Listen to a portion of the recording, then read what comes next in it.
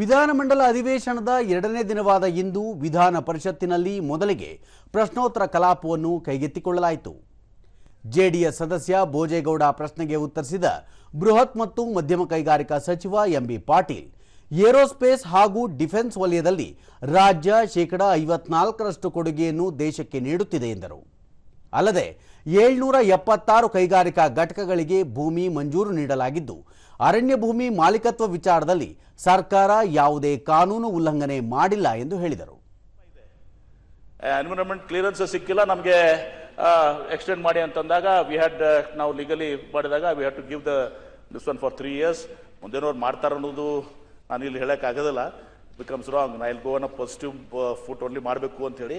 ಮತ್ತು NMDC ಏನಿದೆ, ನಾವು ಹೇಳಿದಂಗೆ ಕೇಂದ್ರ ಸರ್ಕಾರದ ಇದು, ಅವರು ಕೂಡ ಅಲ್ಲಿ ಎಕ್ಸ್ಪಾನ್ಷನ್ ಮಾಡಬೇಕಾಗಿತ್ತು. ಅವ್ರು ನಮಗೆ 600 ಸಿಗ್ತಿಲ್ಲ ಹಾಗೆ ಹೇಗೆ ಅಂತ ಬಂದು ಅವರು ಬಂದಿದ್ರು, ಅವರು ಉತ್ತರ ಕೊಟ್ಟಿದ್ದಾರೆ. ಅವರು ಚೇಂಜ್ ಆಫ್ ಆಕ್ಟಿವಿಟಿ ಮಾಡ್ಕೋತೀವಿ ಅನ್ನೋದನ್ನು ಕೂಡ ಹೇಳಿದ್ದಾರೆ. ಚೇಂಜ್ ಆಫ್ ಆಕ್ಟಿವಿಟಿ ಏನು ಕೊಡ್ತೀರಾ ಕೊಡಿ, ನೋಡೋಣ ಅಂತ ಕಾನೂನಾತ್ಮಕವಾಗಿ ಡಿಸೈಡ್ ಮಾಡ್ತೀವಿ ಅಂತ ಹೇಳಿದ್ವಿ.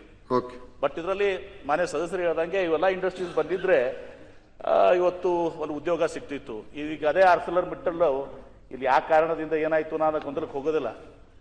ಇವತ್ತು ಅಲ್ಲಿ ಬೇರೆ ಒಂದು ರಾಜ್ಯದಲ್ಲಿ ಹೋಗಿ 1 ಲಕ್ಷ ಕೋಟಿ ಇನ್ವೆಸ್ಟ್ ಮಾಡ್ತಾ ಇದ್ದಾರೆ.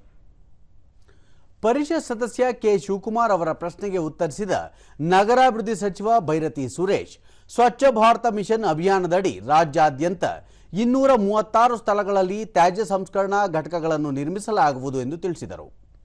ಮುಖ್ಯಮಂತ್ರಿ ಸಿದ್ದರಾಮಯ್ಯ ಅವರ ಅಧ್ಯಕ್ಷತೆಯಲ್ಲಿ ಸಮಗ್ರ ಮೈಸೂರು ಅಭಿವೃದ್ಧಿಗೆ ಯೋಜನೆ ಸಿದ್ಧಪಡಿಸಲಾಗುತ್ತಿದ್ದು, ಅಲ್ಲಿಯೂ ತ್ಯಾಜ್ಯ ಸಂಸ್ಕರಣಾ ಘಟಕ ಸ್ಥಾಪಿಸಲಾಗುವುದು ಎಂದು ಹೇಳಿದರು. ಸಾರ್ವಜನಿಕರಿಂದ ನಾವು ಅರ್ಜಿಗಳನ್ನು ಆಹ್ವಾನ ಮಾಡ್ತೀವಿ ಸಭಾಧ್ಯಕ್ಷರೇ.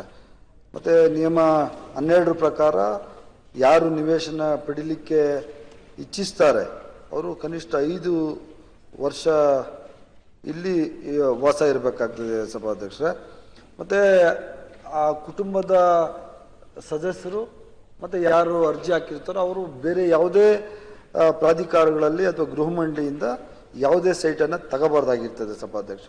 ಅವ್ರು ತಗೊಂಡಿದ್ರೆ ಅವರು ಇನ್ಎಲಿಜಿಬಲ್ ಸಭಾಧ್ಯಕ್ಷ, ಅವ್ರಿಗೆ ಸೈಟ್ ಕೊಡುವಂಥದ್ದು ಇಲ್ಲ ಸಭಾಧ್ಯಕ್ಷ. ಮತ್ತು ನಿಯಮ 13 ಅಡಿಯಲ್ಲಿ ಆಯ್ಕೆ ನೀತಿಯನ್ನು ಪರಿಶೀಲಿಸಿ ನಾವು ಯಾರಿಗೆ ಸೈಟ್ ಕೊಡಬೇಕು ಅಂತೇಳಿ ಆ ಸೀನಿಯಾರಿಟಿ ಏನೇನು ಮಾನದಂಡಗಳಿದ್ದಾವೆ ಅದನ್ನು ಫಾಲೋ ಮಾಡಿ ಅವರಿಗೆ ಸೈಟ್ಗಳನ್ನು ಕೊಡ್ತೀವಿ ಸಭಾಧ್ಯಕ್ಷರೇ.